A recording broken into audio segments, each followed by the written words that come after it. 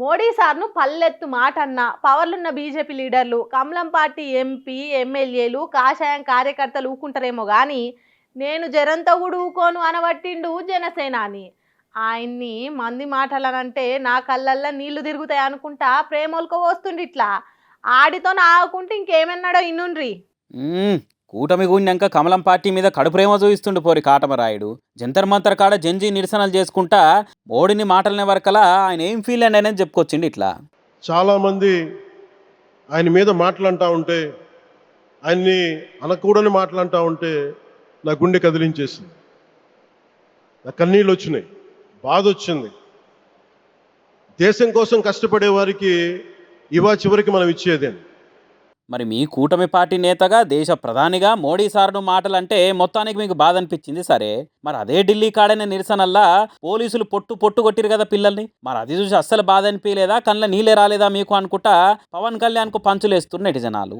మొలలున్న లాఠీలతోని విద్యార్థుల్ని రక్తాల రంగా ఉరికిచ్చి కొట్టినప్పుడు, ఆడవిళ్ళ బట్టలు జినగంగా అసభ్యంగా ప్రవర్తించుకుంటా కాకిలు కథలు పడ్డప్పుడు, టియర్ గ్యాస్ ఇడిచి కళ్ళు మండే తట్టు చేసి కసున్నట్టే తెగబడ్డప్పుడు, కాళ్ళు చేతులు అని చూడకుండా కంతలు వలగొట్టి నెత్తుర్లు చూసినాడు మీకు ఒక్కసారి బాధ అనిపించలేదు కదా? మీ కళ్ళల్లో నీళ్ళే తిరగలే కదా పవనాల్ సారు అని అనుకుంటా ఒక్కో పాయింట్తో ఒక్క తీరు గడుచుకుంటారు జంజీ విద్యార్థులు. ప్రశ్నించడం కోసం పార్టీ పెట్టిన అన్న తమరు మరి విద్యా వ్యవస్థల లోపాలని, నీటి పేపర్ లీక్ మీద సర్కార్ని ప్రశ్నించలేదు సరే, విద్యార్థులే ముందుకొచ్చి ప్రశ్నించి పోరాడుతుంటే సపోర్ట్ చేసుడో పోయి కలుసుడో ఓ ట్వీట్ కూడా వేసుడో చేయలేదు, అది కూడా సరే. కానీ మోడీని మాటలనే వరకలా మాత్రం బాధ అనిపించింది మీకు. ఇంకా చెప్పకపోయినావు ఆ మాటలని కలకలం అనిపించి 11 రోజులు అన్నం కూడా బంద్ చేసినా అనుకుంటా అని పీకే తీరు చూసిన వాళ్ళు ఏకి పారేస్తారు సోషల్ మీడియాలో.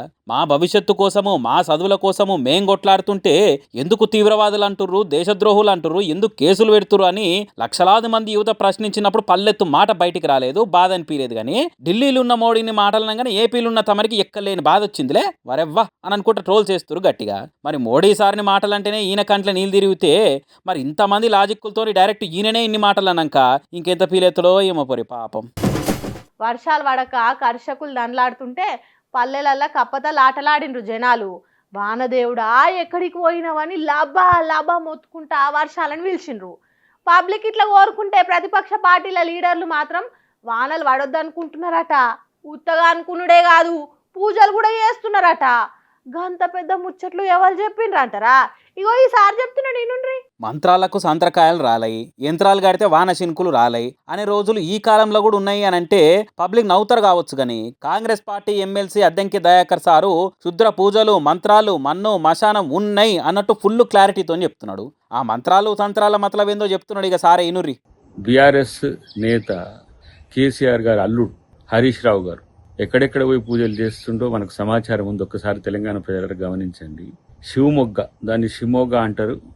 అది తాంత్రిక పూజలకు ప్రతీతి. అంటే క్షుద్ర పూజలు, ఊళ్ళలో చేతబడి లాంటి ఇట్లాంటి అంటారు. అట్లా వ్యక్తులకు వ్యతిరేకంగా జరగాలి, లేకపోతే వ్యవస్థకు వ్యతిరేకంగా జరగాలని. రెండవది జై అఘోరకలి, ఇది ట్రిసిటీలో ఉంటుంది, తిరుచిలో ఉంటుంది. దీన్ని తిరుచానపల్లి అంటారు. ఇక్కడ వీళ్ళు పూజలు చేయించడం దేనికి సంకేతం? తెలంగాణ ప్రభుత్వం నష్టపోవాలనే విషయం ఒకటైతే వానలు రావద్దని, వానలు రాకపోతే సమస్యలు వస్తాయి, రైతుల నుంచి సమస్యలు వస్తాయి, సమాజం నుంచి వ్యతిరేకత వస్తాయి. దాని కొరకు ఏ ఊకోరు సారు రాకెట్ వేసుకొని ఆకాశంలో ఉన్న చంద్రుని మీదకి ఎక్కే ఈ రోజుల్లో హరీష్ రావు సార్ క్షుద్ర పూజలు చేసుడేంది? ఎవరికి తెలియని సంగతి మీకే తెలిసింది అన్నట్టు ఇట్లా వీడియోలు చేసుడేంది? అభ్యుదయవాది మేధావని చెప్పుకునే మీరేనా సార్ ఇట్లా మాట్లాడేది?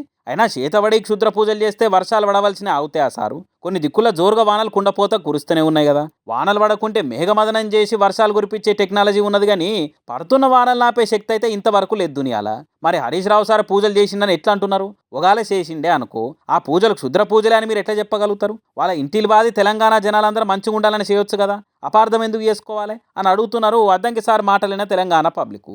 దునియా మొత్తం అదేదో అడ్డమైన ఎల్లినో వచ్చిందని చెప్తుంటే మీరేమో హరీష్ రావు క్షుద్ర పూజలు చేస్తేనే వానలు పడతలేవు అన్నట్టు చెప్తున్నారు. ఏమన్నా పొంతన పోలిక ఉన్నదా అద్దంకి దయాకర్ సారు అని అంటున్నారు వానల కోసం మీరు దృష్టోళ్ళు.